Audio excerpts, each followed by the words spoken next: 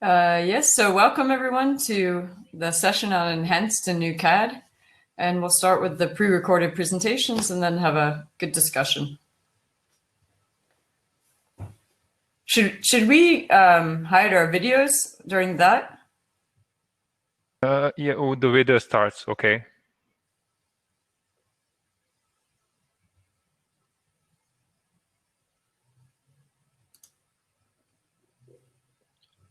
Thank you for choosing my presentation on Consens 3D, a method for extracting domain knowledge using a 3D environment.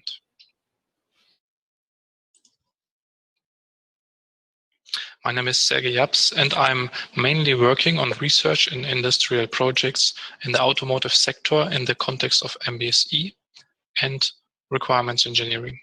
I'm working as a research associate, and I'm working on my PhD since 1.5 years. In total, I work on systems engineering and requirements engineering topics since 7.5 years. Of course, you can find me on Twitter, LinkedIn, and ResearchGate. I will motivate my topic on the evolution of product development and increasing product complexity using the example of the automotive industry. In the 80s, companies began using computer-aided engineering. In 2005, a number of model-based systems engineering approaches already existed. Around 2010 and 2015, standards were published that take into account the integrated consideration of safety and security in the development process.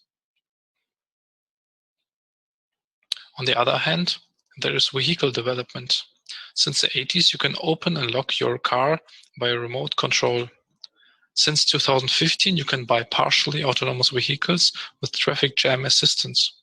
In the near future, vehicles in a group, which represent a system of systems, will drive autonomously on the highway and will communicate with each other and with other systems. The problem is there is an increasing gap between the level of technology and the engineering level in the companies, especially regarding security vulnerabilities, which are safety relevant.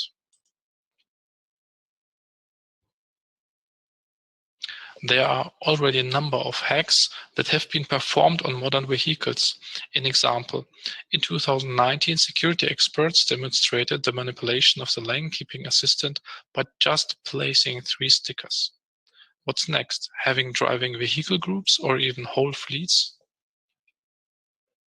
My research question is, how can an interdisciplinary team of non-security experts be supported in the identification of threats in engineering at an early stage? Suppose we want to add new functions to a safety component integrated in the vehicle, such as the advanced driver assistance system. With MBSE, you can create a black box model of the vehicle, identify relevant environmental elements, and identify use cases and threat cases like automatic braking, slip regulation, or emergency communication. In my institute, hundreds of such workshops have been successfully held with industry participants from a wide range of sectors. I personally have held 10 such workshops so far. The problem with these workshops is that implicit knowledge of individual experts is not extracted for the whole group. Using a 3D environment, situational cognition, which means remembering, acting, and thinking in context, is made possible for the participants. By using MBSE in the 3D environment, the extraction of knowledge for the whole group is made possible. Our prototype, 3D Engineer, enables model-based systems engineering in a 3D environment. Place objects in a 3D environment, identify use cases and threat cases, identify relationships between the system and its environment in form of a structural black box model. In the shown case, there is an example of a relationship between the silver vehicle and the pedestrian, because the vehicle can detect the pedestrian by sensors. Furthermore, 3D Engineer enables the capturing of specified sequences. The example shows the following specified sequence. If If a pedestrian is detected, the vehicle must calculate the distance to the pedestrian and await if necessary. In addition, the rear vehicle must be warned of this. The models implicitly created in 3D Engineer are extracted. After that, for further use of the models in the often used model-based systems engineering tool Cameo Systems Modeler, we have developed an own import plugin. We are currently testing the effectiveness of the method and tool based on the results of a project conducted over 5,200 hours with 130 master students. We are currently developing a VR port to increase immersion. Furthermore, we are working on a collaborative use of the 3D environment. Finally, we plan to test the method and the tool in different environments, such as the production environment. Thank you for choosing my presentation on Consens 3D.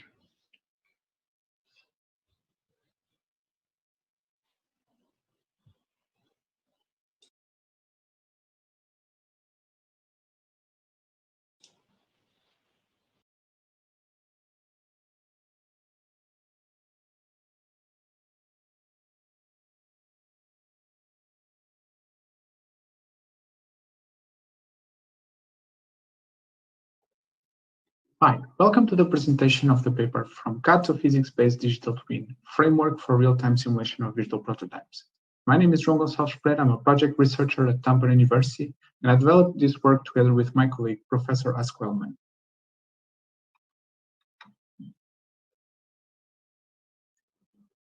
Designers and engineers have been using CAD software to design and model different visual prototypes.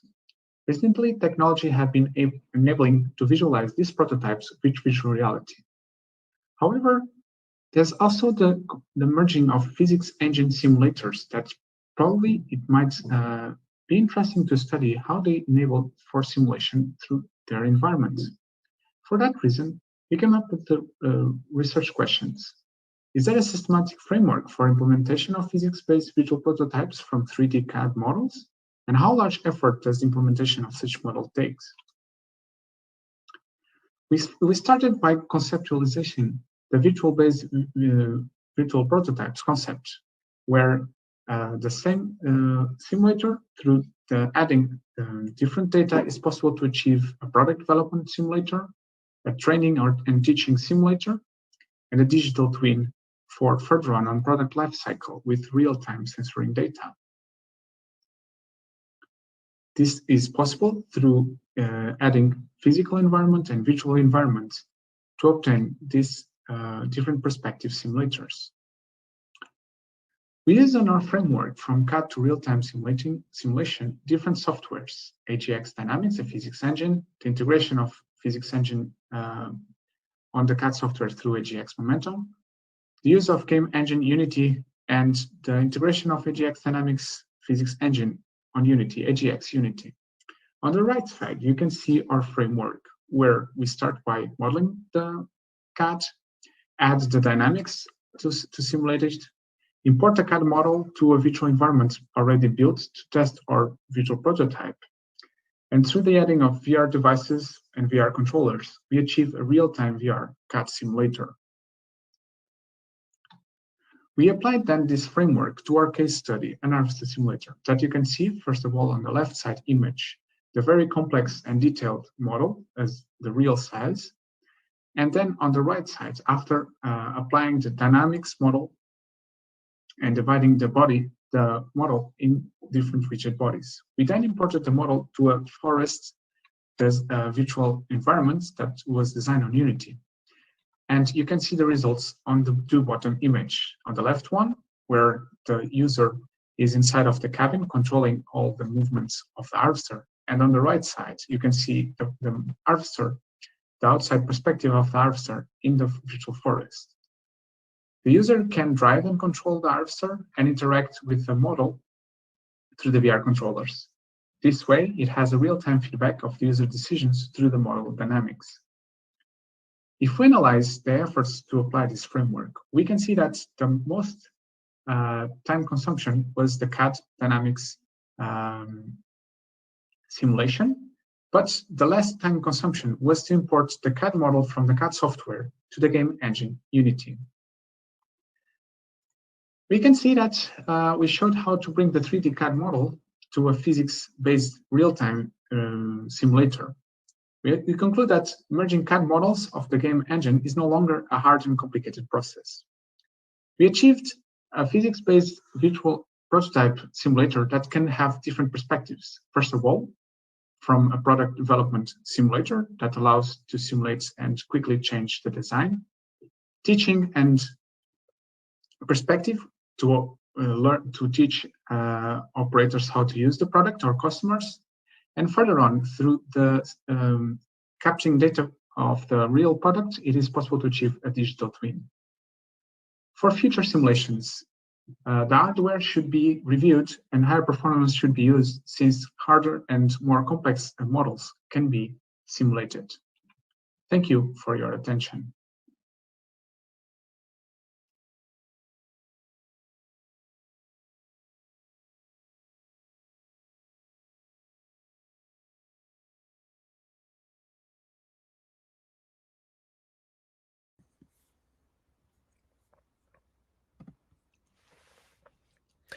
Hello, and welcome to my presentation on democratizing design through surrogate model convolutional neural networks of computer-aided design repositories. My name is Dr. James Gopsill, and I'm a research fellow for the Centre for Modelling and Simulation and University of Bristol. The background of this research comes about where we have been examining the presumption society, where individuals are both producers and consumers of goods and services. This future is seen to be empowered by 3D printing, which is now growing in its capability to be able to produce all manner of parts and components. Alongside this is the rise of content creators, with model repositories such as GrabCAD and Thingiverse containing over 4 million and 1.6 million models respectively, for society to be able to download and print and use for their own applications. But to be able to, use these model repositories, we asked ourselves, how can non-experts search and retrieve across these CAD model repositories, given that they might not be able to have the, engineering terminology and vocabulary to be able to search and retrieve based on the features within these CAD models. So the idea was to use the rendering tools in CAD to train a convolutional neural network. And we call this training on a surrogate model because it's actually all manufactured out of fake data through the CAD rendering toolbox. So we were rendering CAD models in 6-degree increments to create a full perspective image of that CAD model. The idea is that once the CNN was trained, that a user would then be able to take real-world photos of objects, and the CNN match that up to the nearest or closest match of the CAD model in the repository, and then they would be able to just simply download that model and 3D print it, entirely democratizing that design and manufacture process. So to test this out, we selected a set of models from GrabCAD and used Blender to render them in all their different perspectives. We then took 5 off-the-shelf, we claim, like CNNs, AlexNet, GoogleNet, ResNet, and Inception models to see if the existing state-of-the-art models would be suitable for this application. We also created a data set of real-world images to test against. So we used a lightbox environment and mimicked the same environment that we used to render in Blender, the surrogate model ones. So we're looking to see if the CNNs can focus solely on the features of the models and not be perturbed by any noise of any background features in the scenery. So our results, when we were comparing CNNs, we found that GoogleNet and AlexNet were the most accurate for our use case, whereas ResNet and Inception did not perform as well. So it does highlight that we have to be careful of which CNNs we choose to apply, and it's always worth evaluating a few against our use case. We looked at the effect of augmentation on the predictive power of the CNN. So this is a way of using low computationally expensive procedures such as rotating, reflecting, and scaling of the renders to enhance our data set that the CNN is trained on, and with the aim of increasing its accuracy.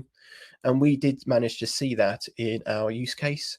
So we can see that actually we could probably get away with using less renders, so be less computationally expensive, but still achieve the same predictive power. We looked at the effect of reduction on the predictive power of the CNN. We were surprised to see that actually we could reduce our data set that we use to train the CNN on by up to 80%, and yet still achieve an 85% accurate prediction of the model that someone has taken a photo of. So that was really promising, that we could actually really reduce the number of renders taken per model in that CAD model repository. And that's really important, given that we were thinking of, potentially rendering up to 1 million different CAD models. We also looked at the confusion matrices. This is what the CNN confuses different items for when predicting its class. And actually what we found is that we saw that this was a non-uniform behavior. So we could actually identify there were clusters of objects being confused with one another. Whilst for CNN, that's confusion. Maybe for design, that's a sign of similarity. And we are now continuing our work in analyzing that further.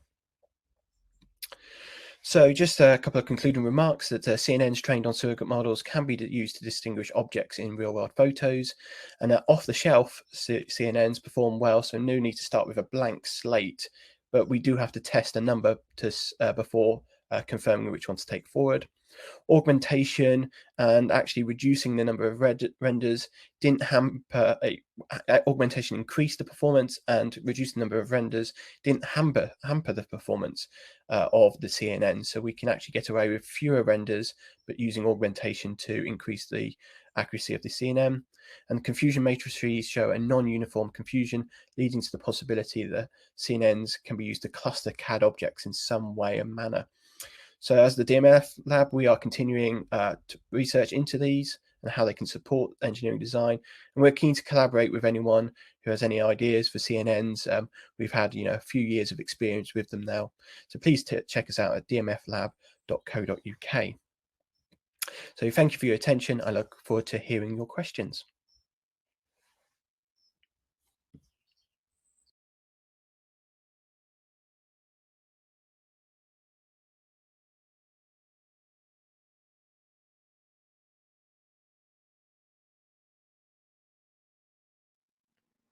Welcome to this brief presentation of the Design 2020 paper titled Integrating Sales and Design, Applying CAD Configurators in the Product Development Process.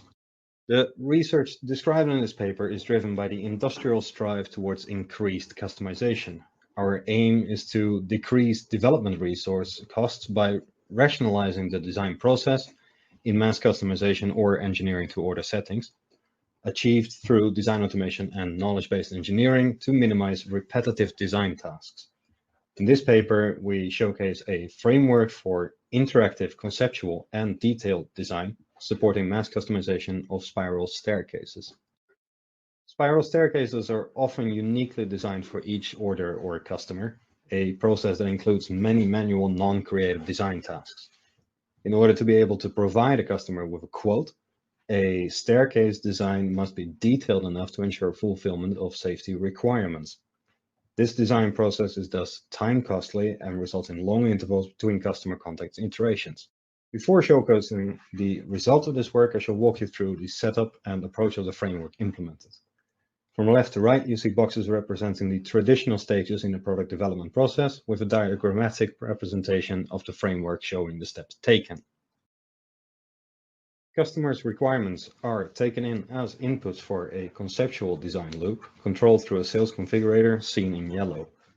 From here, the product requirements are translated into design requirements and fed into an embedded optimization framework seen in blue. Based on a mathematical model of the staircase and a cost model, optimized designs are generated and fed back as concepts. This conceptual design loop is very quick indeed, allowing for rapid iteration between concepts. A chosen design is then sent to the CAD configurator, which automatically generates detailed models of the design from high-level CAD templates and a knowledge base. The detailed design, together with detailed cost information, is then returned and provides the basis for a quote to be presented to the customer. The use of such templates and automated model configuration allows for production preparation data to be generated from the model simultaneously or at a later stage. Sales configurator interface provides the user with input options for all required product parameters and previews of angles for each flight of stairs. This also shows the results from the conceptual design generation, providing essential values such as the height between steps, a production cost approximation, and a usability penalty, essentially a comfort estimation. Only suitable designs fulfilling all requirements will be returned. The CAD configurator responsible for the detailed design generation uses high-level CAD templates functioning as flexible building blocks. These templates include both geometric and non-geometric information, such as knowledge concerning hierarchy between parts and parameters controlling the geometry. All such information is compiled in the knowledge base, allowing generation of CAD models of complete design. The framework has been evaluated together with a leading stair manufacturer located in Sweden and tested with staircases known to be complex. Results were indeed positive. Design errors were shown to be mitigated very early in the process, and the entire process took between 1 and 3 hours. According to the manufacturer, this sped up the design process considerably, resulting in much improved customer contact. So in conclusion, we have described the framework with the goal of rationalizing the product development process in mass customization and engineering to order settings. This was implemented and evaluated with a manufacturer of spiral staircases, showing a significant decrease in time costs and design errors. Continuing this path, inclusion of lightweight 3D representations in the user interface could greatly increase comprehensibility and could be achieved using the powerful rendering abilities of game engines. In addition, the possibility of automatically generated production data are endless and key to complete rationalization of the product development process from customer contact to production.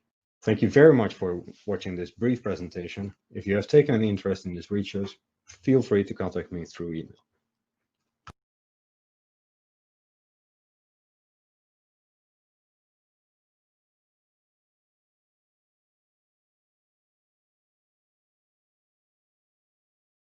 Hello, I'm Daria Vlach, and I will present the evaluation of topology optimization and generative design tools as support for conceptual design.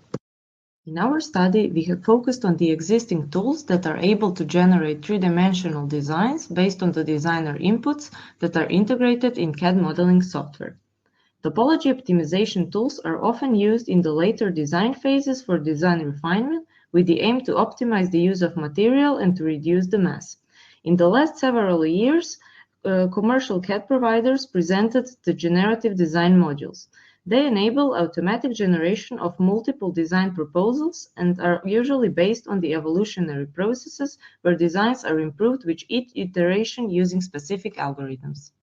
To reach a better understanding on how the tools are used in the design process, a case study was conducted. The goal was to design a part of the suspension system in a race car called a rocker. For simplification, only one rocker plate was used. The same study with equal inputs was set in both tools using the Autodesk Fusion 360 software. Each of the tools required following a specific workflow. Regarding design space definition, topology optimization study required defining maximum volume where material could be placed, while generative design study needed key geometrical features that limit the design space that were defined through the surrounding components. In generative design study, several materials and manufacturing methods could be chosen, while topology optimization only allows for one material.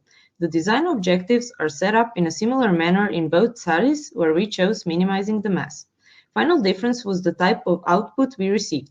In topology optimization, the result was a single proposal, which required further refinement, while the result of generative study was a plethora of designs already in a proper format for export. One optimal solution that is result of topology optimization study is usually an organic form which has to be additionally edited. If the first design refinement doesn't provide acceptable results, a round of iterations should be made for improvement. Generative design study resulted with over 100 design proposals, divided in few distinct groups. Some of designs were already in a form fit to manufacture. Even though interesting forms were proposed, many of the generated designs were not technically feasible. They also had a higher mass than the topology optimization results. Also, it was found that some designs, like the second and the fifth shown here, had areas with a small thickness of material which didn't contribute to the stability of the structure and could have been removed. Here we can see the overall comparison of the tools. The differences in a way of defining design space comes from different underlying algorithms. Topology optimization is formulated using mesh-dependent SIMP method, while generative design is based on the level set method. For this reason, a topology optimization workflow also required meshing of a design space. Topology optimization study took only several minutes, whereas generative design study lasted for several hours, but it produced many different designs which could be viewed and compared according to desired characteristics. Even though both tools are based on algorithms for topology synthesis, they require rather different approaches. Topology optimization tools apply well-developed methods which are adjusted to provide useful optimal results, but the setup of the initial geometry limits the final shape of generated design. Another disadvantage of this tool is that it only produces one design.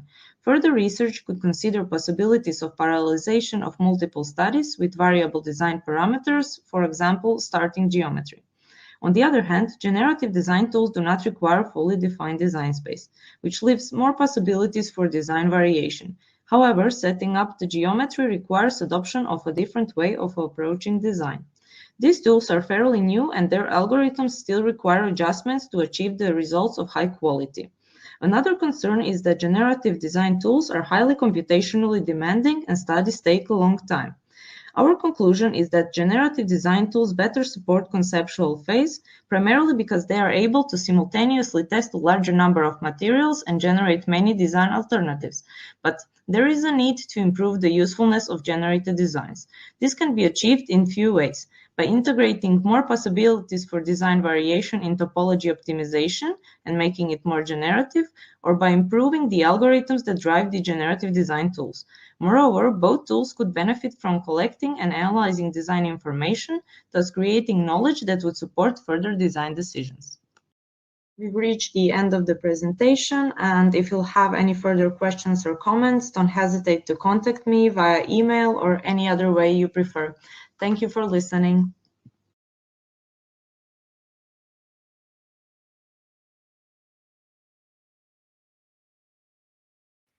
Okay, so I believe that's it from presentation part, and now comes discussion.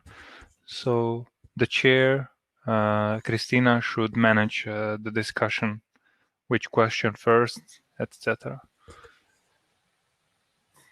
Okay, thanks for the presentations, everyone. Are there any questions from the participants?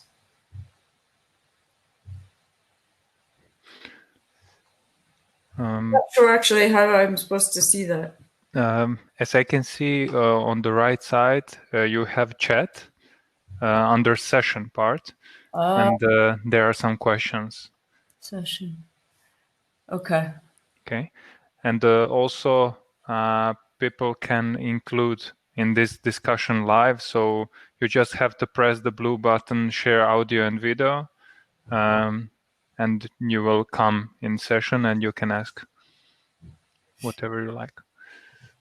Okay, I think we don't have so many questions, so let's just start with the top ones. So we have Leon Poot has 2 questions. Would you like to ask them or should I read them?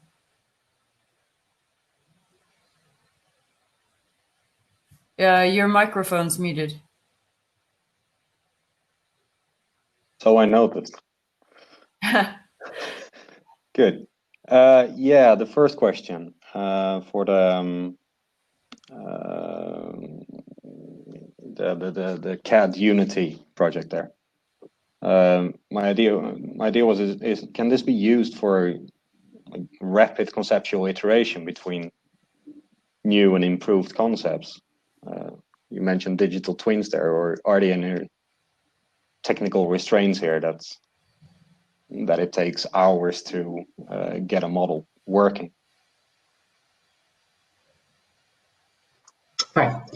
Yeah, thank you for your question. And precisely, yes, this is a great way to use here the rapid conceptual iteration, since we are adding one more environment to kind of test or prototype or to export in an environment that is exactly running in real time, and from an environment that we can control in terms of what or predict where it can be used or model, then we can evaluate through how the model exactly interacts with this environment. So precisely, we can have an iteration of, okay, we understand that this behavior is pretended or is not pretended, and can be back again to the CAD software and can be reevaluated. At the same time, this is a great opportunity for co-creation and cooperation with different stakeholders in the process, in the product development phase, since we have a concrete case and we have something running in real time for direct interaction and direct discussion. So in terms of visualization and in terms of how exactly the model will be behaving in such environment, it's a great way for rapid conceptual iteration, CAD and Unity. Yes. Awesome. One follow-up question, if I may. The link, does it go both ways? Do you get a lot of data back in Unity that you can directly implement in your CAD, or do you basically write down? Yeah, so this study actually, this was not directly from CAD to Unity. That's why we used an external plugin on the CAD side, because it's in terms of passing directly from CAD to Unity is not so simple. So I know there's different type of files and type of different data that somehow these different environments are not so connected. The idea here was, instead of developing the entire interaction and the entire dynamic part in the game environment, that this tools allows us to create this simulation environment pre-gaming. So that's why we added all this simulated data in the CAD side, mostly because it's a great way for the designers and engineers are more familiarized with this type of tools and rapid interaction of it. And since the entire simulation environment is defined on the CAD side, then because it's running on the same backgrounds and actually the physics provided is not Unity, is once more this external tool that we used, allows to rapid export to Unity environments and then make a connection through the different elements of the game engine. So it's not exactly from CAD to Unity, but it's an external tool that allows us to do this rapid conversion model. All right, thank you. You're welcome. Okay. Let's see, we have 4 more questions now. So let's go to a question for Leon. There's a question from Alex Kimber. So what are the practical backend CAD challenges in setting up the sales configurators, such as parametric modeling? And what experience do you have with plug-in off-the-shelf configurators, such as Shape Diver? And do they fit within your framework? Yeah, practical backend challenges. There are naturally many, because everything needs to fit together for it to be able to be configured.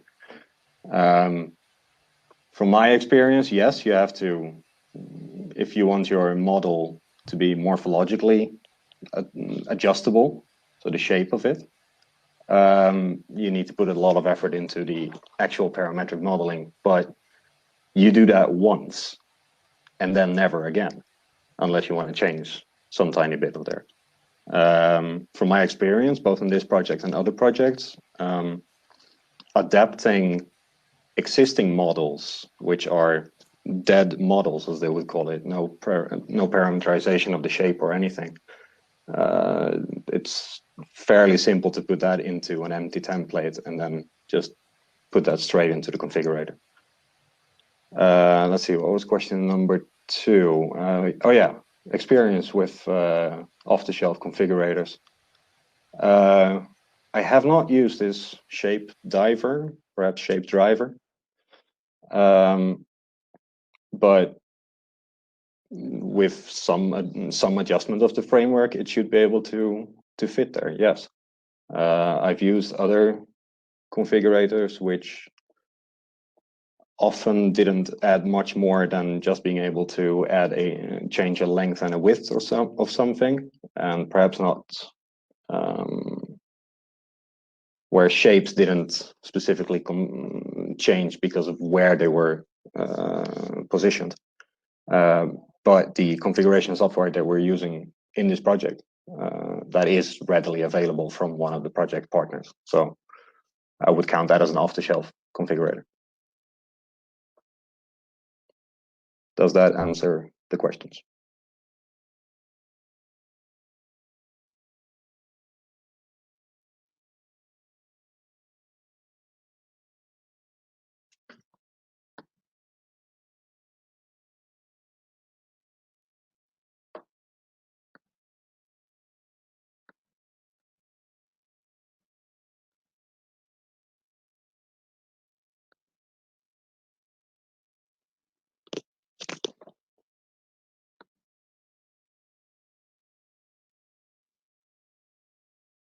Sorry, my mic was off.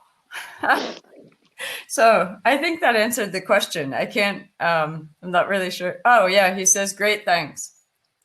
Okay, Awesome. So while your mic's on, why don't you ask your question to James? Yes, what was my question? Oh yeah, the omission of background objects in the images in the training data. Fully understandable, of course. I'm wondering how much have you tested it with more background rich images? How much success did you have then, or was there none?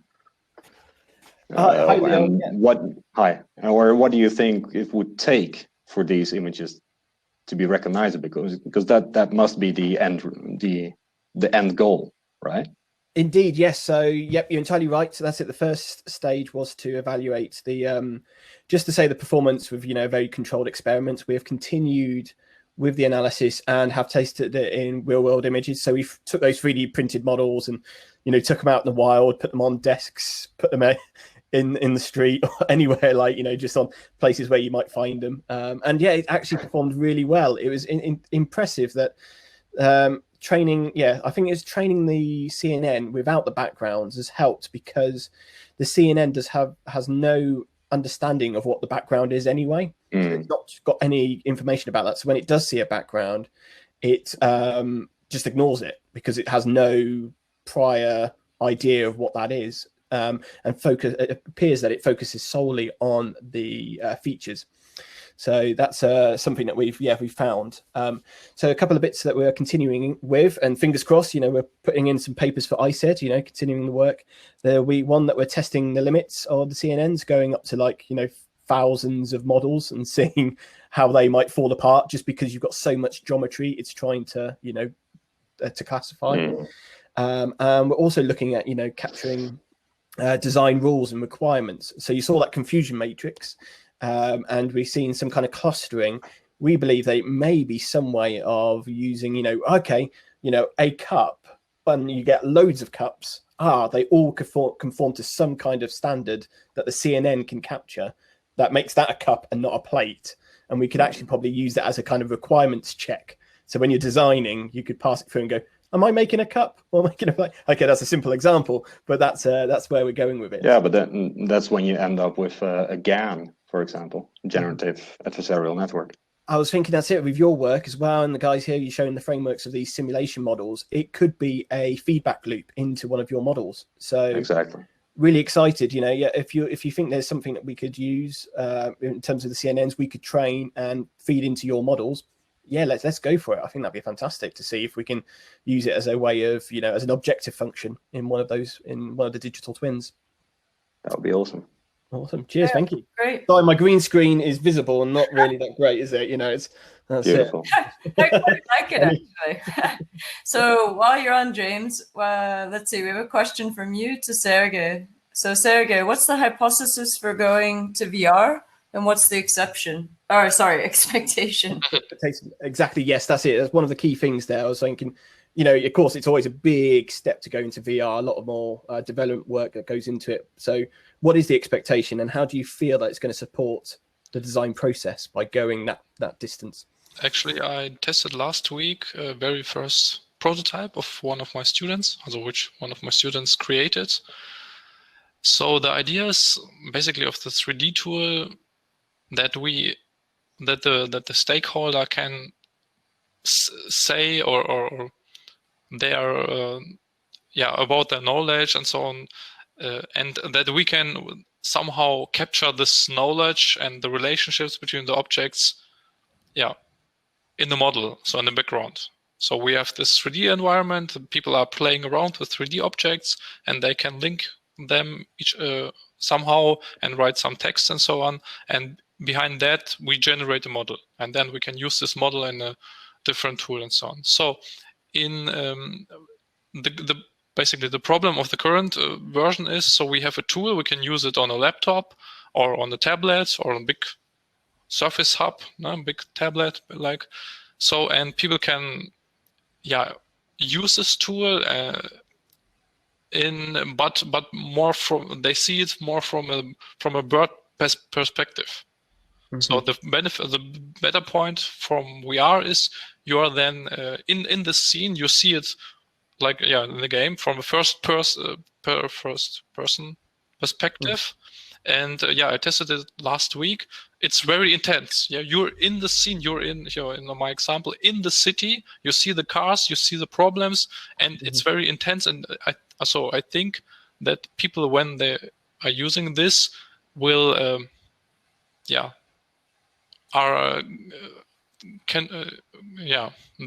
information will be. So they think more about the stuff which is connected in this situation. Mm-hmm. So this is the idea, and I tested it last week with my students. It seems that this will support it, mm-hmm. But I think from usability perspective, it is better. So 90% of the time people will play around with this 3D tool. And then maybe 10% of the time or 20%, one person in the group will test it on the VR headset, play around and say, oh, I have one more idea, which comes from this intense feeling. This is a thing. Yeah, I'd be really intrigued to see what the findings are, because like you say, it might be that, that's it, taking the more holistic perspective, looking at the scene as a whole, you get a certain number of issues captured because you can, like you say, look at it as a kind of a military perspective, looking at the map compared to being down on the ground, looking at the issues head on. So I think it'll be really interesting to see what issues or challenges get captured through the various means, and whether we need to do like a hybrid approach where you do need both to really capture all the potential issues of a new. The idea is to create a collaborative tool so that you can model in one common environment. One person is using this tablet version or desktop version, and the other person is interacting in the same environment via this VR headset. Awesome, fantastic. Okay, thanks. I have a question for Daria then. I missed in your video, what generative design tools are you using? And then James had a question, which is, how do you know which tool to pick or which methods to pick between topology optimization and generative design for a certain problem? Okay, so thanks for questions. I was using the Autodesk Fusion modules for both topology optimization and generative design, but I've also tested some other tools, but our focus was more on the tools that are available to designers and not to finite element engineers or simulation tools. And that was kind of related to that other question about the manufacturing constraints that are considered in topology optimization tools. Well, in some of them, there is a possibility to include some manufacturing constraints, but not directly related to a certain manufacturing method. So for example, it is possible to include symmetry or to include like minimal feature size and stuff like that. But in most these commercial tools, these are not available. And also, if they are available in topology optimization tools, it is possible to just set one value of those parameters, and to generate, to test different designs, you need to like kind of set these parameters all over again if you want to have a different solution. So that's why I kind of wrote that they were not included in this. And sorry, what was the other question? James had a continuing question, which is I see. about processing, I think. So how to pick the post-processing. So for topology optimization, basically you get like a meshed component which you need to transfer to a solid model, and there are also some problems with like depends of the size of the mesh that you get out, and it takes quite a while to get like producible output of this. And for topology, for generative design, well, for this tool that I tested, it was not necessary to do all that, but the output was not very feasible. So designs also needed some kind of additional editing. And how do we know if we ever pick the most suitable one? Well, it depends. Like if you're looking for for some ideas to kind of boost your creativity, to get more ideas of how you could try to make different designs that you would test, then generative design tools that for example, I tried were more useful, even though you need to be aware that the solutions were not optimal. And if you have certain design, but it's not really the greatest that you have, maybe topology optimization would be a better, more useful for this, because it at least gives you the optimal structural result for this design. Mm-hmm. Yeah, I was just going to follow on from that. So I sent you a link there. It's Steve Gogelan. He's done some work on that exact space, like you say, using topology optimization and generative design as a way of canvassing the design space and giving you lots of different options, but then including the designer in that and in that selection, and going, yeah, I like this, I don't like this, because sometimes there's still things, unless we can entirely parameterize our design space, there are other requirements that we'll always need to evaluate against that might be outside of the generative design toolbox. So I thought that might be quite a useful link for you there as you develop further into generative design and topology optimization, and how we bring it into the design process, and how does it really empower designers going forward. Yeah, thank you, James. Like here I see the biggest problem is that both of those tools they generate design only based on just a few inputs that we put in there, and there are much more information that should be included in this like structural design, in my opinion. Mm-hmm. Indeed. So it's that, like say, yeah, how it can complement and be part of the design process, where a designer, like you say, can hold a lot more information about the requirements and the needs for the chosen product. Yeah, thank you. But this is why we need things like spatial grammars that can encode all of this in generative design. So, okay, Daria, you had a question, I think, for Joao as well. Yeah, so if I understood correctly, so you managed to transfer your CAD model into this physics-based environment. So what was your aim for doing that? Or what information can you get out of this new environment that you can use for making better designs?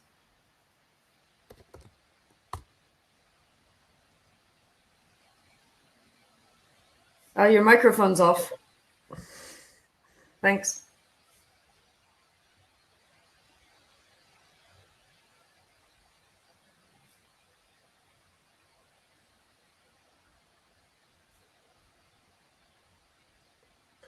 I still can't hear you, mate. No, we still can't hear you. Mario, can you help? Try to refresh the page. You just press F5 and I'll let you in. Oh, now he's gone. Yeah, be back in a sec.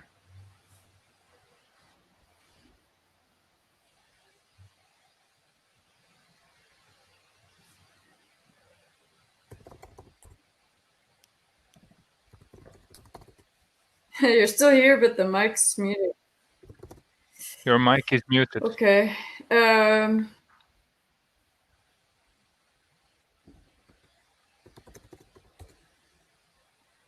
Okay, are there any other questions that I missed in the chat?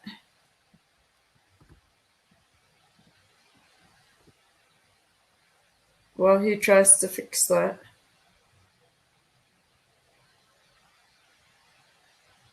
Yeah, actually, I had a question for Sergej. You're talking about trying to anticipate all these threats in early stages. Have you also looked at, traditional FMEA or something like this as an option? Yeah, of course. There are also, so FMEA not, but there are some methods in the automotive domain, like from the ISO 26261, the automotive security safety integrity level. This is basically a method where you have parameters, and based on these parameters you can derive safety level. This is one thing was what I tested, and then there is a way how to determine a security level, and there are also some methods for this. So I tested this, and of course it helps in identifying safety, relevant safety threats and relevant security threats, which are also possibly safety relevant. So this is what I tested. Okay, thanks. So I think the mic is still muted. Have I missed any questions from the burning questions from the chat? We still have a few minutes left. So can I give an answer from the Theos side?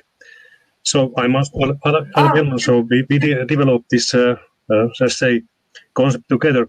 So first of all, this is really a physical-based model. So you can test all the functions of any kind of devices, and really these motion equations are not any game engine; they are real motion equations.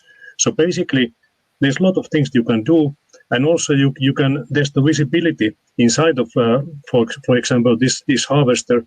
Test how can you do the work cycle with that kind of model, and it's really amazing what you can do with that. Okay.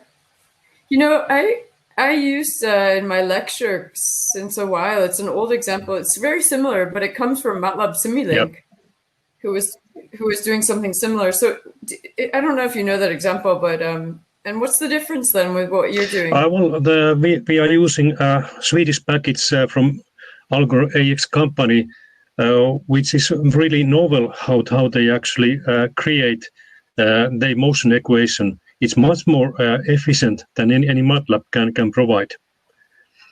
And that's one of the things. But I think the novelty is really how you can connect different kind of software models together.